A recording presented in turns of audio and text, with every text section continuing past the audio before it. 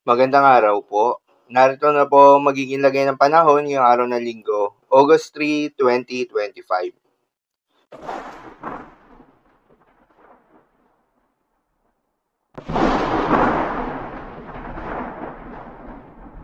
Sa kasalukuyan na ayon sa pag-asa, patuloy ang paghina nitong southwest monsoon o hanging habagat o yung hangin na nanggagaling sa may timog kanluran at nakakaapekto na lamang sa may northern Luzon. Dahil dito ay asahan yung bahagya hanggang sa maulap na kalangitan na may kalat-kalat na mga pagulan at thunderstorms. Habang sa Visayas at Mindanao ay asahan yung generally fair weather condition, maganda at maliwalas na panahon sa umaga hanggang sa tanghali.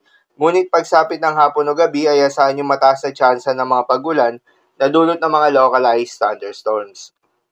Magandang balita naman dahil ayon sa pag-asa ay wala nang binabantayan na low pressure area o bagyo sa loob o malapit sa Philippine Area of Responsibility na maring makaapekto sa ating bansa. Ngunit maging handa pa rin tayo dahil base nga sa climatological tropical cyclone track ng pag-asa, nasa 2 hanggang 3 bagyo ang inaasahan na mabubuo o papasok ng Philippine Area of Responsibility ngayong buwan ng Agosto.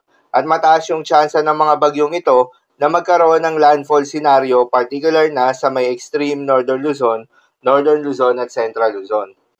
Para naman sa magiging lagay ng panahon ngayong araw ng Linggo, dahil nga sa epekto nitong southwest monsoon, asahan sa Batanes ang maulap na kalangitan na may kalat-kalat na mga pagulan at thunderstorms. Posible ang mga pagbaha o pagguho ng lupa due to moderate to at times heavy rains.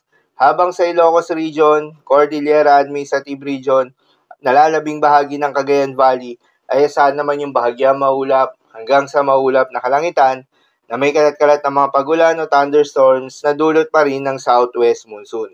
Posible rin ang mga pagbaha o pagguho ng lupa during severe thunderstorms. Habang sa Metro Manila at nalalabing bahagi pa ng ating bansa, ay asahan naman yung bahagya maulap hanggang sa maulap na kalangitan na may kalat-kalat na mga pagulan o thunderstorms na dulot naman ng localized thunderstorms. Posible rin ang mga pagbaha o pagguho ng lupa during severe thunderstorms. Madalas, nabobo ang mga thunderstorms na ito tuwing hapon o gabi na nagtatagal ng 1 hanggang 2 oras. Kaya naman ingat sa mga posibleng banta ng pagbaha at pagguho ng lupa, lalong-lalo na sa mga lugar na inuulan na noong mga nakaraang araw pa. Para naman sa magiging lagay ng mga dagat baybayin, ayon sa pag-asa ay wala nang nakataas na gale warning sa anumang seaboards ng ating bansa.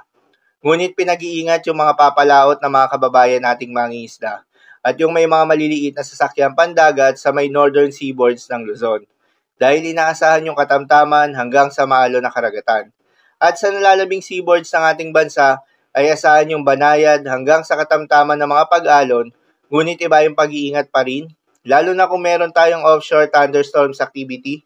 Asahan yung paglakas ng hangin at kaakibat nito ay pagtaas rin ng mga pag-alon. So, lamang po para sa lagay ng panahon ngayong araw ng Sabado. So, lamang po para sa lagay ng panahon ngayong araw ng Linggo. Keep safe, everyone.